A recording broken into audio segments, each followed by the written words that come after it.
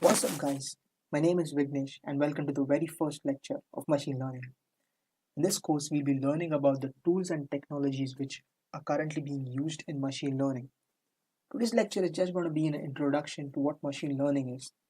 Also, I'll be demonstrating to you with an example of how things work under the hood. So, let's begin.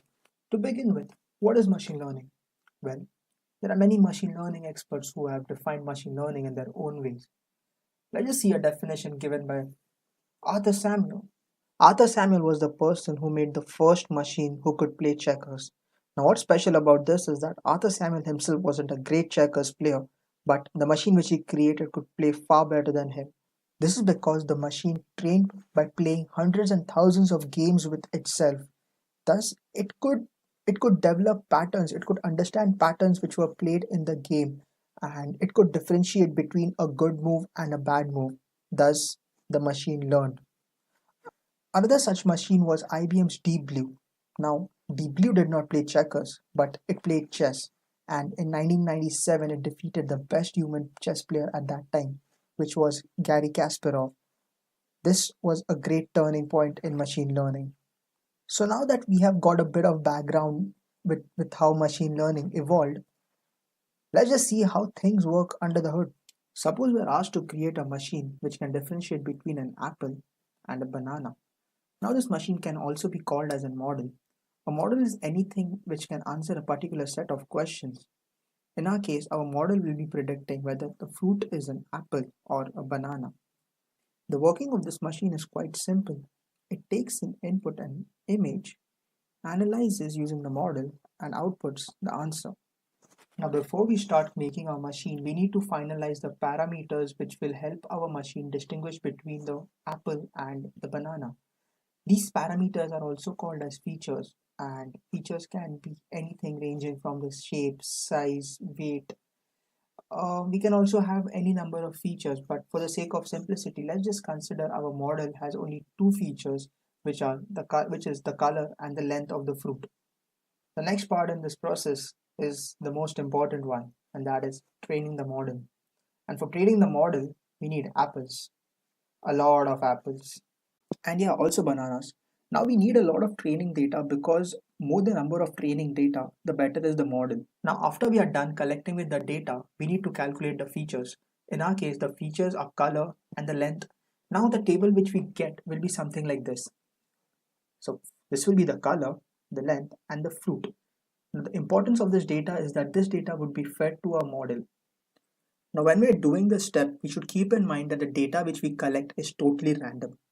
This is because we don't want any kind of order to determine what kind of fruit it is. Another thing which we should keep in mind is that there should not be any imbalances in the data.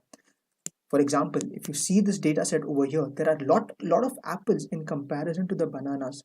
Now, if we train a model with such a data, the model will be totally biased to the apples because it will think that every fruit which it sees is an apple, which may not be the case in the real world.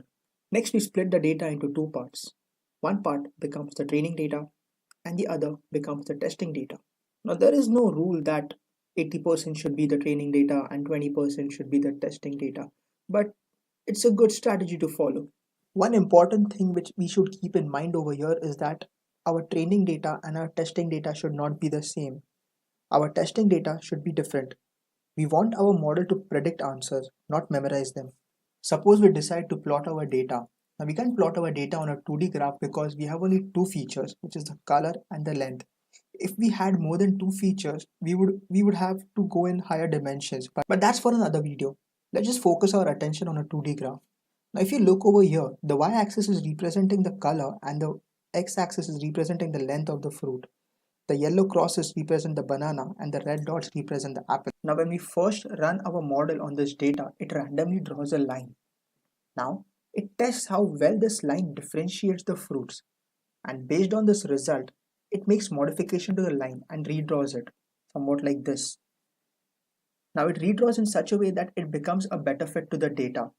The step where it makes modification is called as backtracking.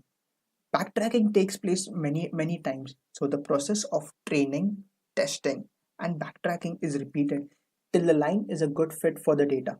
Let's go through that one more time. We have our data, we train it, test it, backtrack it, that is, make any modifications to it, and we loop through it. Test, train, backtrack, loop. Again, we test, train, backtrack, loop. Now, this one cycle is called an epoch. After each epoch, our line becomes a better fit for the data until it can classify the data perfectly.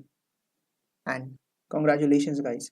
This is the first machine learning algorithm which you have learned, and it's called as classification.